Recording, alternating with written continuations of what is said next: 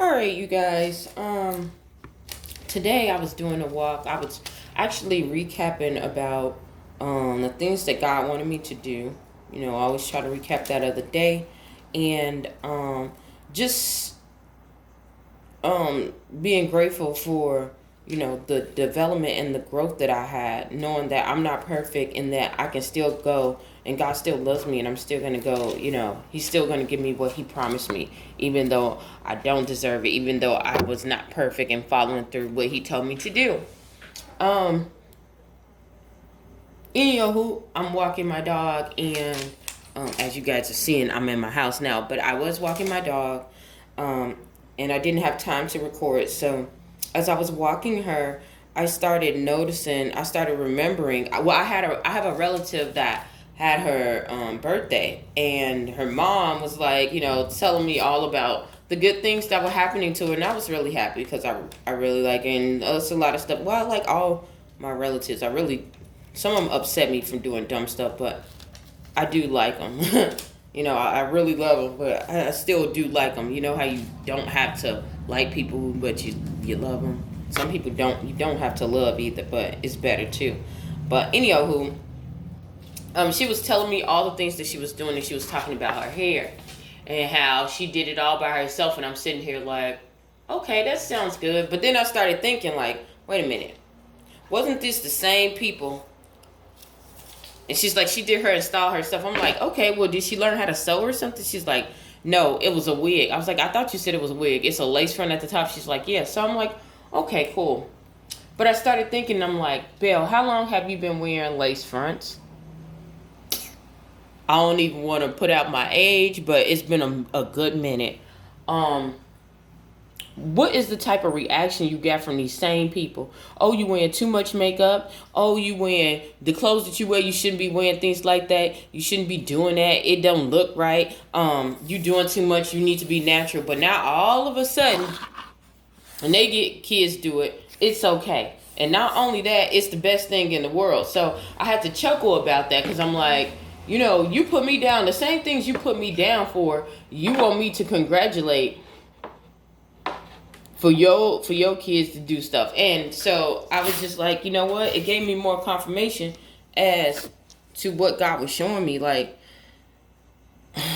how I need to remove myself and not get bottled down by what people say. Even when He doesn't remove me from a situation, how to mentally remove my mind from a situation, because and what I think I feel or what people are trying to project on me, because usually it's not what is truly going on. It's just their personal opinion and their personal view. It's not what God has called you to be or created you to be, or even though they'll say I had a voice from the Lord, or even if they think that they have a connection. God has shown me now, like, that all doesn't matter. Having a relationship with me means just that, so that you can have that same relationship or even deeper with God, the same way that they saying that they talking and communing with God. He's lifted that veil so you can have a personal relationship, so you can know Him for yourself. So then when people come with this bull crap, because that was totally bull crap, telling you years you too fat and you this and you that, but then you see their kids, they plump, they bigger than you was when they bigger than you are now, and they bigger than you were when you were their age, and they was down to you talking about you was fat and you wearing a size 7, 9, 6, and you feeling sad and depressed inside and trying to release and don't know how to react, trying to keep yourself up. That it was something within themselves. It was something within themselves with that. So don't let that get to you. Don't let that get to you. Also, God was showing me scared money don't make no money. I was getting a little nervous about some of the things that I was supposed to do, and I'm like, man, if I go out, then I'm gonna be a little bit the soft inside. But I was like, if I don't move, it's gonna be a greater chance that I won't be able to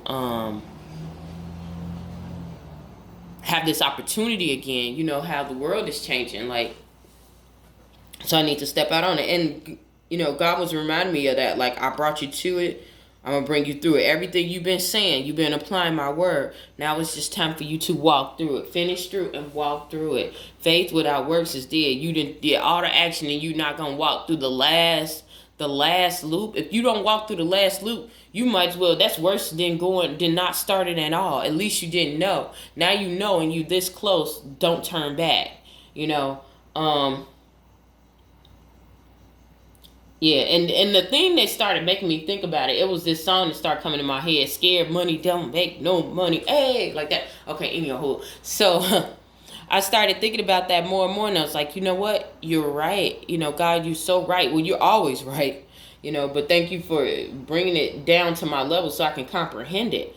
And so yeah, so I'm on that bridge, pushing through, following through, changing, and being okay with changing, and executing who and what comes close to me and comes through me, because it does make a difference. It does make a difference, during this process when God separated me from a lot of people. I learned a lot about God, and I learned a lot about what he put inside of me. There are some things that you can see that you don't even know what you have in yourself, because someone else is always holding you up. Somebody else is always preventing you from falling. The biggest thing that I learned is how to fall gracefully, meaning to get back up, because there's no such thing as falling gracefully. Some people are like, oh yeah, well, I failed and I just tried to get back up. They think gracefully meaning that you okay and you able to accept defeat. That's not what falling gracefully is. Gracefully is accepting that there are some things that you can be defeated at in a time, and meaning that it doesn't have to be there.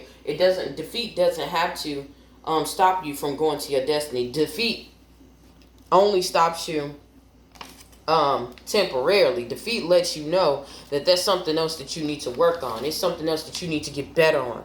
So that's what I did, and I learned so much about failing and trying another way, and failing and trying another way. People look and they like, okay, well, how are you doing this with this shelter, and how are you doing this with this thing? Well, I went into a lot of places and I just tried with what I knew, and it didn't work. But I got back up, I rehearsed, I looked at what did work, because there were certain things that did work that got me closer to that. Used that. I dropped off some of the things that did not work for me, and I kept going. This is an everyday process. This is an everyday process, y'all. Like a everyday process, Okay. So, yeah, I just wanted to say that and bring that up. Also, I'm going to upload this video. I want you guys to really look at it, because when you go through this level, you're going to feel like you're going nuts, like you're losing things. The first thing that I started losing things more and more, but when I went through this before, I know that what I'm dealing with, the territorial strongman. So, I don't know if I'm going to name that territorial strongman, but I probably am, just so you guys can recognize it. I just label it territorial strongman, and you guys just sit there and watch, because I want to show you guys how you're going to be able to defeat it. People think that, like I said, they want you to think that everything comes with physical. You need to beat people physical. Well, why would you beat up people physical when people are coming at you mentally and emotionally? You need to go at a higher level, and you have to deal with this with spirit. So I want you guys to look at that and see how I went through this, and how I got over this, and how my things got returned. I was gonna name it. That's what I was gonna name it. Was a spiritual robbers, but I think I'm gonna name it as a strongman, because that's what spiritual robbers do. And yeah, it's a whole. I can explain that something deeper. So yeah, I'm gonna get off of here because I have some work to do. So hopefully something I said or done will help you on your journey. Please stay tuned to Journey to Jerusalem, and thank you so much for tuning in. Bye.